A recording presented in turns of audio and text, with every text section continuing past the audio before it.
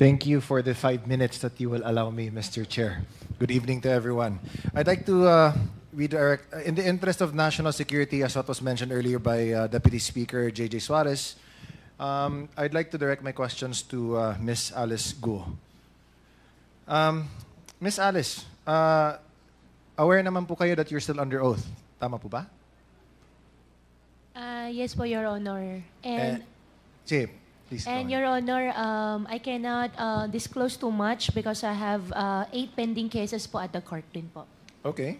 And alam mo ba yung may mga statements kayo na nasabi niyo dati sa mga previous hearings in both the Quadcom and the Senate na naging natuklasan na kasinungalingan? Tama po ba? Anong pong statement po, Your Honor? Well, the nationality, your parents, and the like. Tama po ba? Hindi po, Your Honor. Okay. Pero now that we're here and almost closing on this na rin, willing ka ba na magsalita ng katotohanan sa Quadcom na ito? Your Honor, ano pong question po? Willing po ba kayo na magsalita ng katotohanan sa Quadcom na ito now na patapos na itong lahat? Opo, Your Honor. I have pending cases po at the court. So, anything po na sasabihin ko po dito sa Quadcom might use against me. So, okay. opo. Alright. Pero even if na alam mo na may alam din yung Ministry of State Security, willing ka rin ba na mag-confess ng katotohanan sa Quadcom na ito? Your Honor, pa-specify ko po sana yung question po. Yeah. Para I know paano din po ako makahelp po. Okay. Sige. I'd like to direct your attention po sa ating screen. Can we please flash? Kilala mo ba tong si Xie Zhijiang? Hindi po, Your Honor. Hindi po. Okay. I'd like to put that on the record, Mr. Chair, na hindi po niya kilala the person in question na si Xie Zhijiang.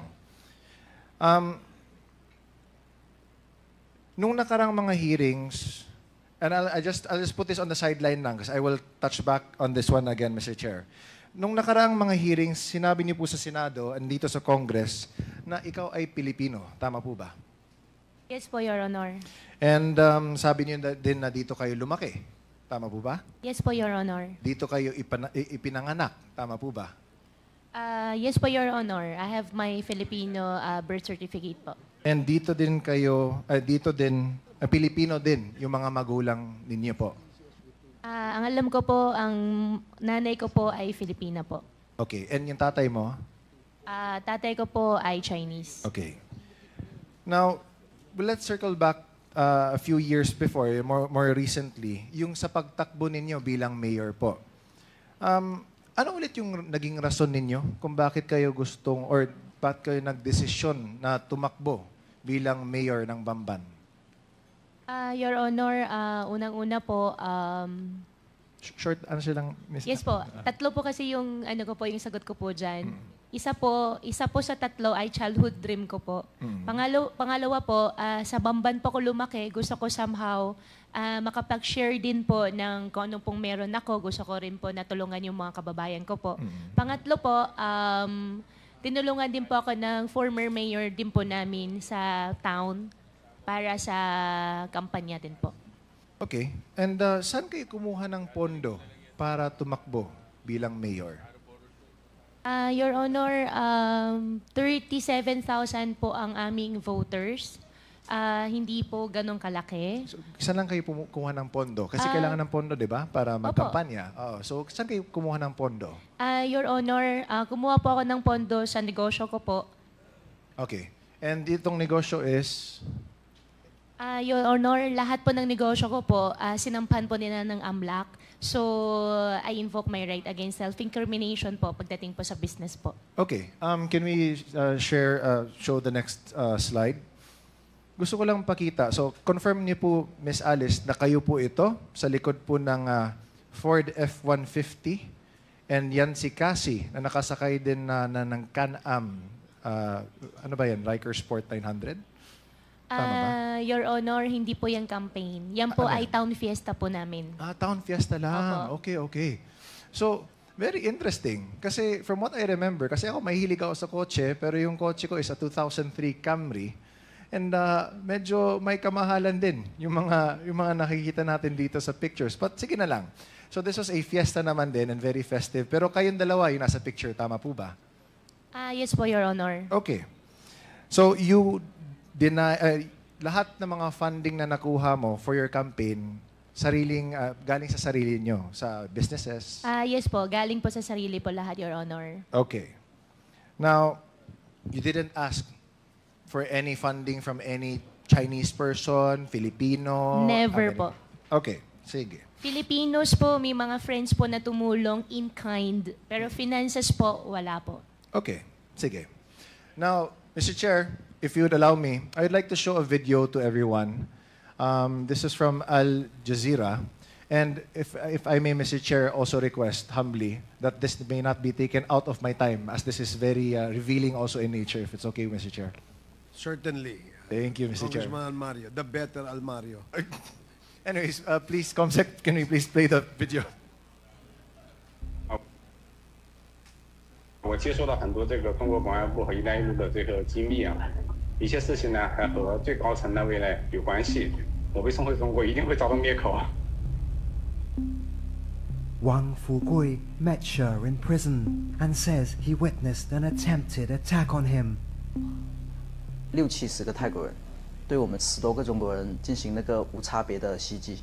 为什么知道是针对佘志江先生呢？是因为这些泰国人相互说话当中，就是有在找佘志江，那个时间是他律师会见的时间，然后所以说躲避了这一次袭击。 Thai prison authorities did not respond to our request for comment. Wang spent 5 years in jail battling charges related to credit card fraud before being found not guilty. He says he became good friends with Sher when they were placed in the same cell. He's now the custodian of many of the tycoon's alleged secrets. 他有在亚太上留下很多那个待解密的那些档案，目前受到他的那个授权所解密的那些内容只是部分的内容而已，但是这些内容涉及到了那些国安人员的名单。He allows us to take a look. One file in particular catches our attention. It's a dossier about Guo Huaping or Alice Guo, former fugitive and embattled ex-mayor of a small town in the Philippines. Now in police custody, Guo is being investigated for alleged ties to scam operations and money laundering. He's also accused of being a Chinese spy. 菲律宾的这个郭华平呢，我用这个手机呢跟他通过话，当时呢还要的。 Sher says Guo once asked him to help fund her political campaign. 那我更不想得罪这个菲律宾政府了，所以一直就或者没有给钱。 Guo has repeatedly insisted she was born in the Philippines, a prerequisite for office holders in the country. But Sher's dossier lists China as her place of birth. Guo had previously claimed she's the daughter of a Filipino woman. But according to this document, her mother is a Chinese citizen called Lin Wenyi. The dossier also lists a family address in China's Fujian province.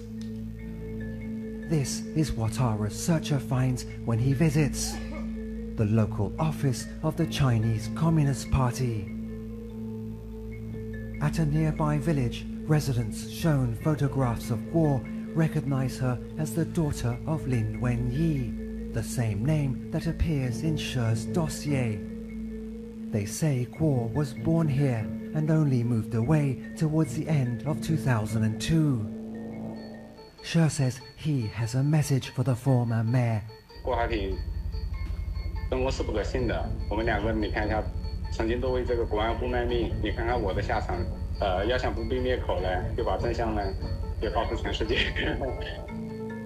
China's Ministry of State Security did not respond to our request for comment. Neither did Alice Guo Huaping. So, Mr. Chair, I'd like to point out to this committee that even if we have been making our own researches, pulling up our own inquiries, this is another source from a completely different party and is unrelated to what we do. Pero nagkataon that the person named Xie Kailun, who si Xie Zhejiang trusted with the encrypted files, showed to Al Jazeera that there is a dossier confirming that there are Chinese spies all over, at least in this case, Myanmar, but here also in the Philippines, and undoubtedly shows Guo Huaping. In the picture where she was born, even her mother, and the name of Lin Wenyi. Mr. Chair, again, we were told, kanina nagtanong tayo kung lumaki ba si Ma'am Alice dito sa Pilipinas, kung dito ba siya ipinanganak, kung Pilipino ba yung mga magulang niya. She first said na dito daw siya lumaki, which is false. Because paano malalaman or ma-identify ng mga tao doon mismo sa address sa Fujian na nakilala nila si Alice Guo o Guo Huaping as anak ni Lin Wenyi nung pinakita nila yung picture ni Guo Huaping sa kanila. Number 2, tinanong natin kung saan ba siya ipinanganak. Nakita na nga. Doon mismo, she left daw late of 2002. Sabi pa ng mga tao na in-interview ng Al Jazeera doon mismo sa Fujian. And might we take note, Mr. Chair, na sa video, nung pinuntahan nila yung address na nakalagay sa dossier, sa encrypted dossier, is a local office ng Communist Party of China. So, Mr. Chair, I think this in itself speaks volumes na. No? Again, nakakainis na time and time again, dinideny ni Guo Huaping lahat ng mga questions na tinatanong namin sa kanya. Okay. Again, let me ask. Guo Huaping, kilala mo ba si Xie Zhejiang? Yes or no? Your Honor, yung Xie Zhejiang na sinasabi niyo po, yan po ba yung pinakita niyo po kanina sa akin sa picture? Correct. Hindi ko po siya kilala. At sana po, Your Honor, Mr. Chair, makuha ko rin po yung details. Gusto ko po magdemanda. Hindi ko po sila kilala. Hindi natin madidemanda, Miss Alice, dahil kasi he's in jail in Thailand. And the reason why he's speaking the truth now is because, as he was saying din in the video, although hindi lang pinakita dito, is that he is also being illegally detained daw, sabi niya. Kaya sa galit niya, he wants to speak also the truth out to the world na iniipit na rin siya ng Chinese Ministry of State and Security. So, what does he have to lose? That's why nga sinabi nga niya sa inyo, Ms. Guo Huaping, na tell the truth. Don't fall to the same mistakes that he has done kasi nga, he also fears for your life. Remember, nung Senate hearing, na you mentioned na you didn't want to name names because you feared for your life. And because of that, the Senate granted you security and asylum within the PNP's compound. Ngayon, na nag-executive session na kayo, sabi ng Senate na there was nothing to go about except for one name na hindi pa din namin alam. But if we look at it, there is no doubt, kitang-kita na. Hindi na galing mismo dito sa Quadcom, pero in an international company whose job is to search for the truth worldwide. So, Mr. Chair, I'd like to submit this video na this is confirmation that what we've been trying to unearth here, marami na din dyan na nakikita din that corroborates not from us, but from other parties as well. Which also means that this Quadcom should also be the avenue for which other people should also go to us to reveal more of the truth kasi kailangan din natin yung kompletong katotohanan. Which is why this is an open call to action, Mr. Chair. Sa lahat ng mga nanonood ng Quad Committee meetings natin, na kung may alam kayo, lalo na nakakatulong ito sa pagtingin, sa pagkuha ng katotohanan, please come forward. Kasi this is national security also at stake. She's been denying na may kilala siya, na ultimo, sinasabi niya na ilang beses na siya tinawagan para humingi ng campaign funds. Kung hindi niya alam yun, or if he was saying, if it wasn't even in the same timeline, then he wouldn't have said that. Diba? Timing. Elections natin, doon din siya, tumakbo din siya, humingi siya ng tulong. It all adds up. It all lines up. So, Mr. Chair, I'd like to submit this video to the committee.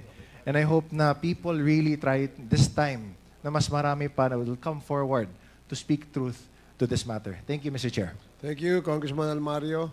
So, before we recognize the next interpellator, may tanong lang ako kay Miss Go Waping. So, hindi mo kilala yon, ano? Your Honor, unfair naman po para sa akin. Hindi ko po siya kilala at never po ako humingi ng campaign fund entirely. Never po ako humingi ng campaign fund during my campaign period.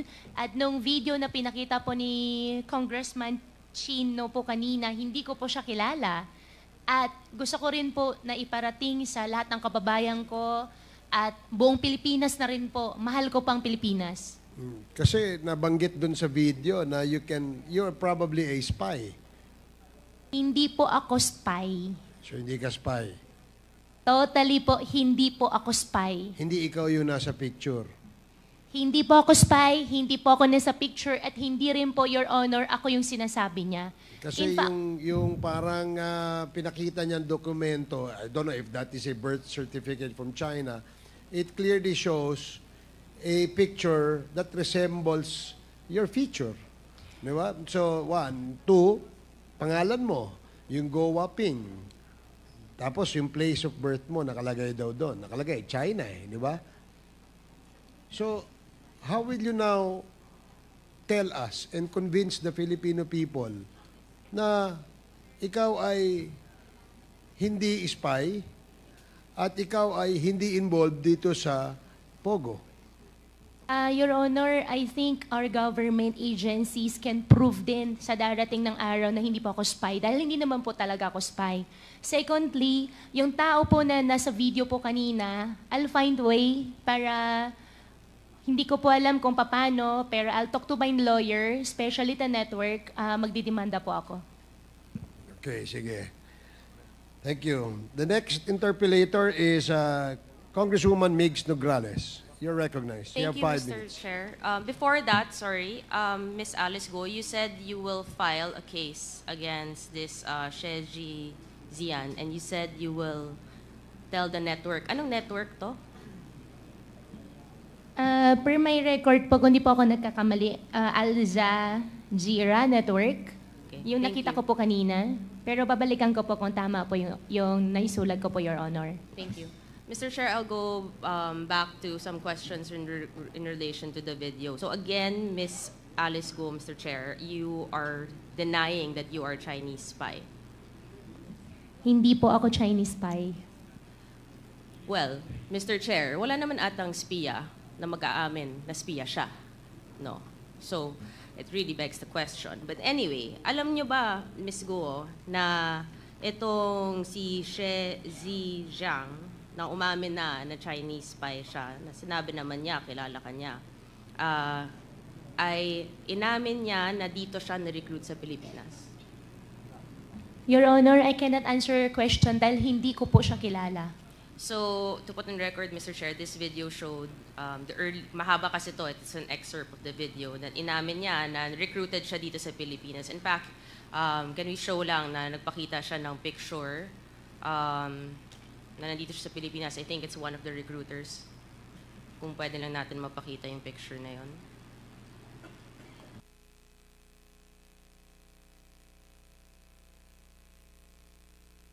So, ito. Wala kang kilala dito. Sa tatlo po, ni isa po wala po akong kakilala, Your Honor. So, ito, nandito si Shezi Zhang when he was saying, Mr. Chair, na dito siya na-recruit sa Pilipinas as a spy. Baka iisa lang pala ang nagre-recruit sa kanila, hindi natin alam, no? And again, babalik natin doon sa picture na pinakita sa video. Yung next slide, please. And again, you confirm this is not you, Miss Alice Go. Your Honor, hindi po ako yan. This is not you. Okay. Ang katanungan ko, Miss God, because you're saying that hindi mo kilala at dedemanda mo, ano naman mabe-benefit din nitong si Shezi Zhang to name you? Your Honor, I think it's better for you to ask him. Kasi siya po yung naglabas ng video, so siya po nakakaalam ano makakapag-benefit po sa kanya. Definitely, hindi po ako spy. Okay. Relax ka lang. Bakit ka galit? Kasi po, ganun din po yung nangyari last time. Sinasabi po nila spy ako. Mahal ko pong Pilipinas, Filipino po ako, hindi po ako spy. Okay, relax lang. Relax ka lang. Diba? You don't have to be so riled up if you know the truth. Right? So, you categorically will keep denying what Shezi Zhang is saying. Right? He mentions na pinanganak ka sa Fujian, China. And na nanay mo si Lin Wenyi. Correct? Allegations po niya yun, Your Honor. And who is Lin Wenyi? Your Honor, Lin Wenyi is the partner of my father. And about my citizenship naman po, I think there is already I'm not asking court anything about your na po. citizenship. I'm just asking who Lin Wenyi is. Pinapangunahan mo ako sa mga questions ko. Hindi ko naman tinatanong. Masyado kang defensive. You know, mga actuations mo, medyo, it's showing something, Miss Guo. So, etong address mo na pinakita, pakita natin yung picture ulit. Yung address nito, Mr. Chair, is apparently the local address of the Chinese Communist Party. Sigurado ka, hindi mo namimiss to? Walang memories? Never ko po nakita, Your Honor. Baka lang, may emotional ka ngayon eh. Baka lumabas ang emotions mo dito. Your Namimiss Honor, mo. emotional po ako dahil unfair po para sa akin, para sabihan po ako na spy po ako. Okay, I'm asking about your house now. So, eto, Your Honor, that's not my house. Okay, this is in Fujian. Balik lang natin sa last hearing na meron pinakita si Congresswoman Luistro, no? Yung nagko-congratulate yung people of Fujian sa kanya. So, kung hindi ka taga dito, at mukhang taga dito naman yung sinasabi nilang bahay nila, bakit naman din? Pakita nga natin ulit. I think we have that, no? That the people of Fujian was congratulating the first mayor na naging mayor dito. Yan. We have a translator here. Do you understand what is written?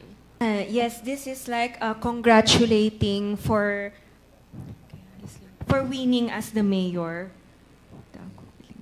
Okay, and then these are the people who prepared this congratulatory page. Those are the people, yung mga pangalan. Below, yes po. Okay. Baka kunin natin, Mr. Chair, yung mga pangalan na yan. Yeah, can you please post it again? Yan. Oh. Sino-sino yan? It is from Xinjiang, Jinjing Shen. Yeah, it's an association of the hometown. It's in Jinjing Shen.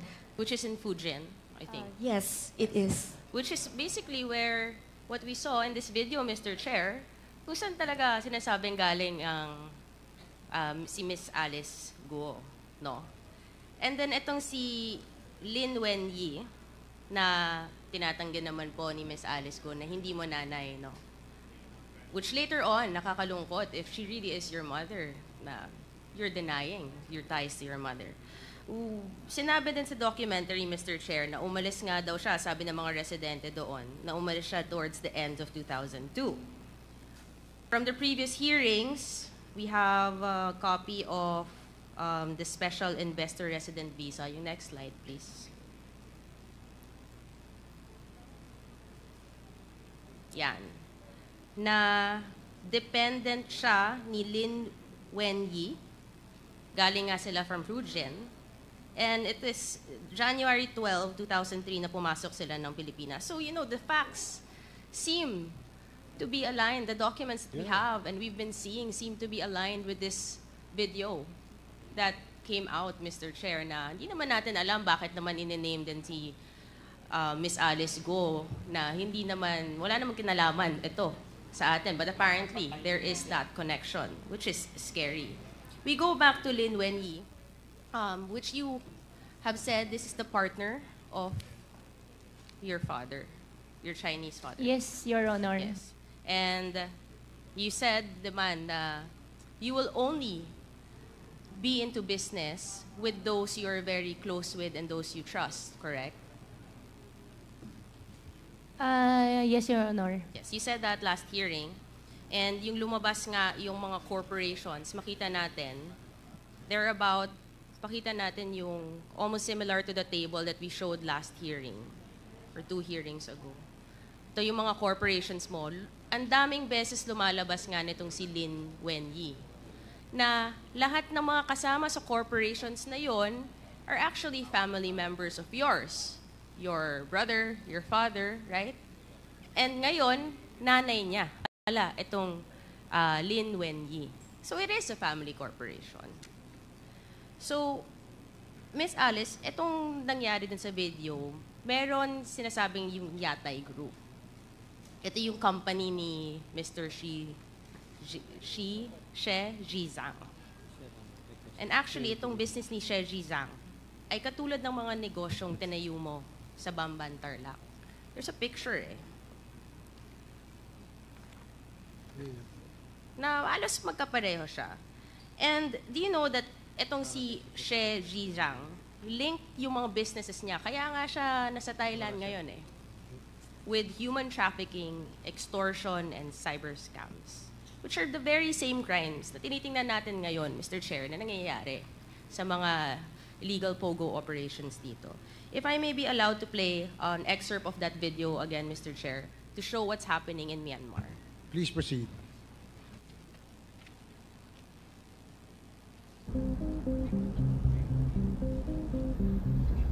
It's one of Asia's most mysterious cities.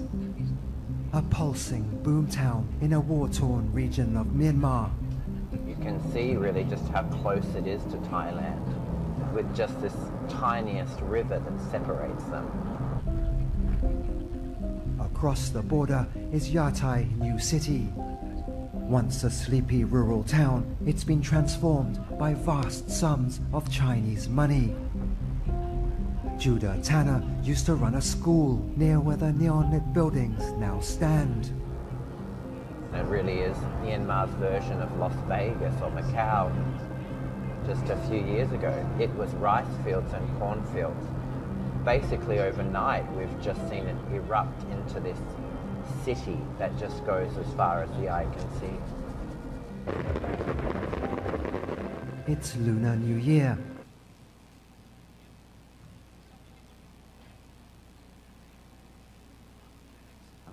So, Mr. Chair, essentially, makikita natin may similarity from a rural area, pumasok at nag-expand, nag-build ng mga ganitong klase to front legal businesses na alam naman natin may mga illegalities, which is being found in Myanmar. And ito yung sinabi ng Chinese spy na si She Zhizang. So essentially, Mr. Chair, kung titingnan mo, if I may show na lang to this committee para mas madali, parang ang mga espiya ng China, di lang sa Pilipinas, pati sa Myanmar, we don't know other countries that we can later on discover. Parang may steps sila kung anong gagawin nila. Parang, step 1, pumili kayo ng bansa. Halimbawa, itong Philippines sa atin, Myanmar, Thailand. Step 2, pumili ng lugar na pagtatayuan ng mga industrial complex, which we have seen in Porac, Pampanga, and in Bamban, Tarlac. Step 3, maghanap ng mga dayuhang Chinese na mumumuhanan na tutulong magtayo ng negosyo. Kita natin, ito yung kapatid ni Michael Yang, nakatanggap halos 2 billion pesos mula 2018 hanggang 2021. Si Zhang Yujin, na nakita natin guilty sa Singapore para sa kasong money laundering na incorporator ng Baofu. At yung si Jiang Zhongguo, yung ama ni Alice Guo, na incorporator din, na sinasabi nga niya, yun ang nagsimula, di ba? Na nagpondo rin sa kanya sa mga businesses. There's this trend, Mr. Chair, no? Na galing sa Chinese, nagsisimula, or kung grandfather man, ganito yung mga paulit-ulit na kwento eh. Then there's step 4. Kukunin ang mga loob ng mga residente at gawing dummies. Nakita natin, I think, di ba may mga nag-surrender, I think over the past few days, Mr. Chair. Itong sinema Thelma Laranan, Rowena Evangelista, tindahan sila ng mga gulay, no? May mga barbecue stall na obviously hindi naman nila kaya mag-incorporate or to give itong mga capital sa mga malalaking negosyo na nag-surrender na ginamit lang sila. I don't know kung paano nila ginawa ito. Basta kinukuha nila yung loob ng mga residente kasi syempre may mga pangangailangan siguro at hindi naman nila iniisip kung ano yung magiging repercussions.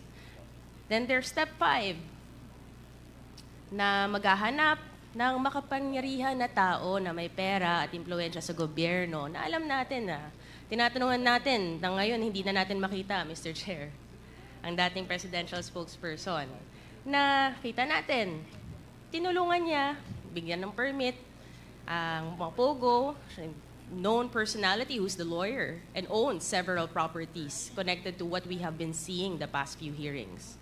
Then there's step 6, mag-incorporate na ng mga kumpanyang mukhang legitimate sa una. Diba? Nabigyan na natin ng lisensya itong Hongshen. And then na-raid yung Baofu compound. Yung Lucky South 99 nagsimula as a BPO, sa BPO at real estate industry. Yung ngunit inamend na yung AOI niya noong February, doon na pumasok yung POGO. So they can start incorporating in the guise of a legitimate business na mamaya magiging illegal naman. Then there is the next step, magkakaroon nga ng corporate layering na.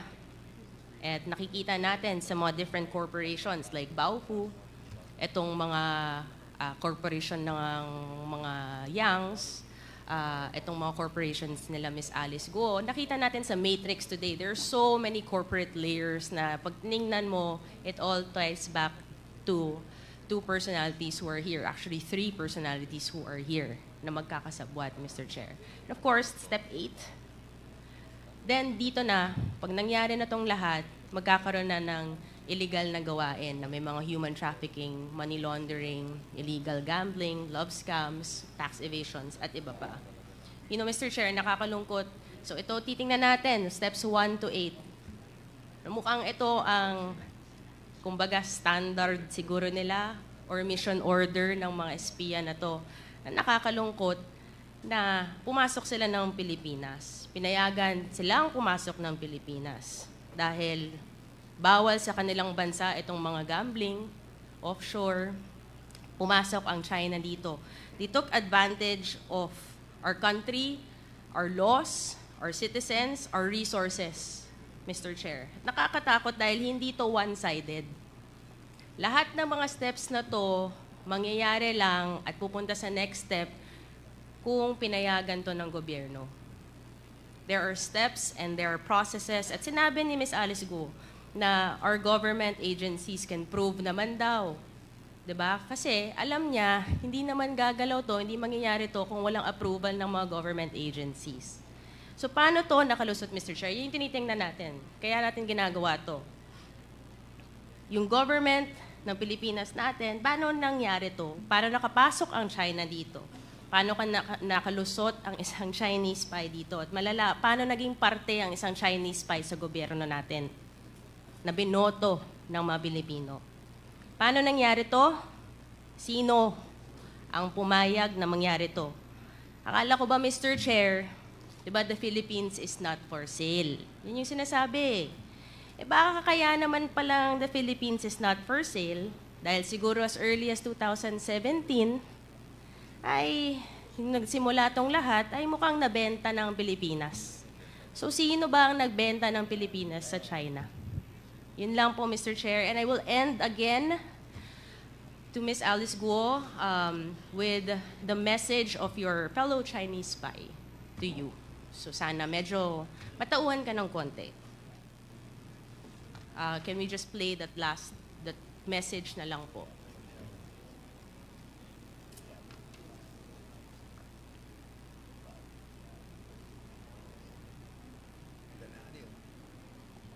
Hindi, meron pa eh. Yung last part.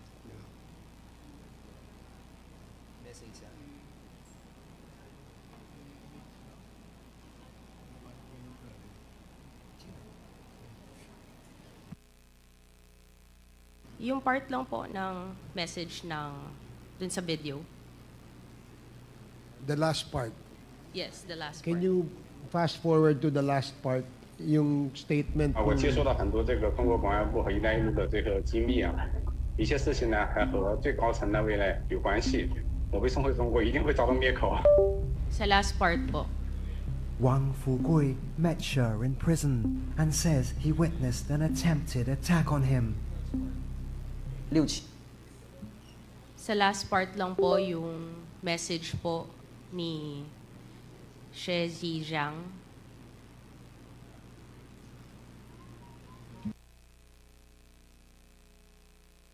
啊，我接收到很多这个中国公安部和“一带一路”的这个机密啊，一些事情呢还和。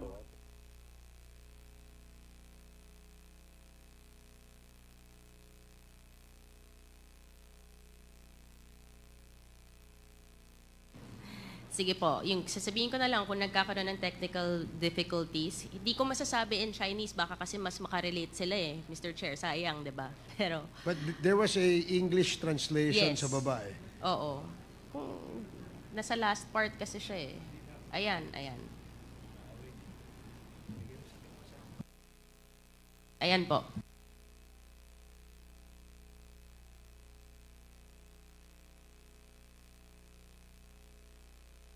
In She's dossier. They say Guo was born here and only moved away towards the end of 2002. She says he has a message for the former mayor. 郭海挺生活是不可信的，我们两个你看一下，曾经都为这个国安部卖命，你看看我的下场。要想不被灭口呢，就把真相呢，也告诉全世界。 China's Ministry of State Security did not respond to our requests for comment. Thank you. Neither did Alice Guo Huaping.